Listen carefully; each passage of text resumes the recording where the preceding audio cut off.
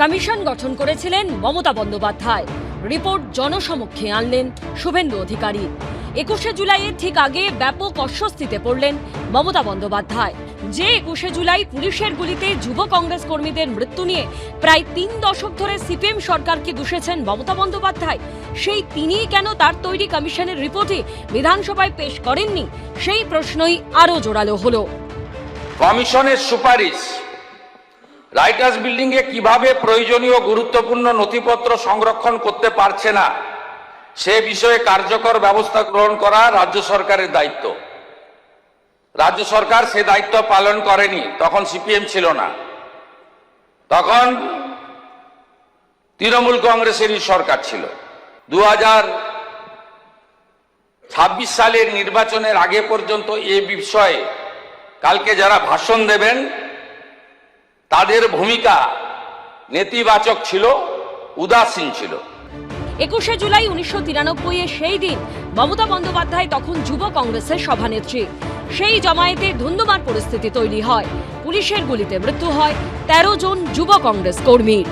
2011 সালে তৃণমূল রাজ্যে ক্ষমতায় আসার পর 1993 সালের ঘটনা তদন্তের জন্য নতুন করে তদন্ত কমিশন গঠন করে তৎকালীন মমতা সরকার। উড়িষ্যা হাইকোর্টের অবসরপ্রাপ্ত বিচারপতি সুশান্ত চট্টোপাধ্যায় নেতৃত্বাধীন কমিশন সাক্ষীদের সঙ্গে কথা বলে একটি রিপোর্ট তৈরি করে, মমতা বন্দ্যোপাধ্যায় সরকারের কাছে জমাও দেন। কিন্তু তৃণমূল সরকারের আমলে তা কোনোদিন সর্বসমক্ষে আসেনি। সোমবার সেই রিপোর্টই বিধানসভায় পেশ করলেন মুখ্যমন্ত্রী শুভেন্দু অধিকারী। সত্য অমর, সত্যের কোনো ক্ষয় নাই,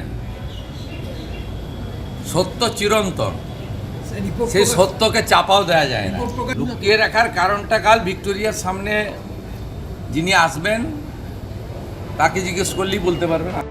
শুভেন্দু অধিকারী 21শে জুলাইয়ের কমিশনের রিপোর্ট প্রকাশ করা মাত্রই যারা 15 বছর ধরে মমতা বন্দ্যোপাধ্যায়ের মন্ত্রিসভায় নানা গুরুত্বপূর্ণ মন্ত্রীর দায়িত্ব পালন করেছেন তাদের গলাতেও এখন উল্টো সুর। 21শে জুলাইয়ের কমিশন, সেই কমিশন নিশ্চিতভাবে আমিও সেই কমিশনের সাক্ষী দিয়েছিলাম, কিন্তু আউটকামটা আমরা কোনোদিন দেখতে পাইনি। আমি স্বাগত জানাই। 21শে জুলাই যে কমিশনটা করেছিলেন সেই কমিশনে আমিও সাক্ষী দিয়ে এসেছি, আমি সাক্ষী দিয়েছি, আমার মাও সাক্ষী দিয়েছে। আমরা তখন সাক্ষীর সময় ভেবেছিলাম হয়তো কিছু ভালো রায়টা পাবো। ওনার 2 মাসও হয়নি উনি খুলতে পারলো, ইনি 15 বছরে কিছু করতে পারেনি। ইনি 15 বছরে ওই কমিশনটাকে কীভাবে দাবানো যায় সেই চেষ্টাই করেছে। আহত নিহতদের ক্ষতিপূরণ দেওয়া নিয়েও প্রাক্তন তৃণমূল সরকারকে একহাত নিয়েছেন বর্তমান মুখ্যমন্ত্রী। 25 লক্ষ টাকা কমিশন দেওয়ার পরে তাদেরকে 2 লক্ষ টাকা দিয়েছে, 5 লক্ষ টাকা আহতদের দেওয়ার কথা বলেছে, 15,000 টাকা দিয়েছে।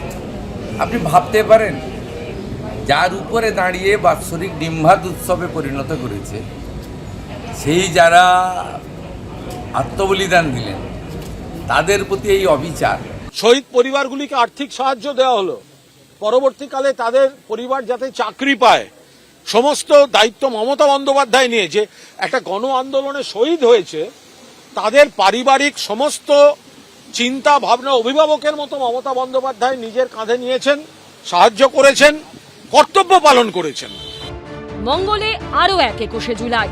তার আগে কমিশনের রিপোর্ট জনসমক্ষে এনে কালীঘাট তৃণমূলকে বড় ধাক্কা দিলেন শুভেন্দু অধিকারী। উজ্জ্বল মুখোপাধ্যায়, অর্ণব মুখোপাধ্যায় ও সন্দীপ সরকারের report, ABP Ananda.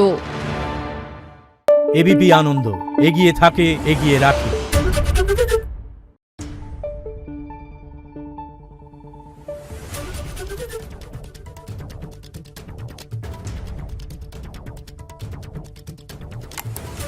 Thank you.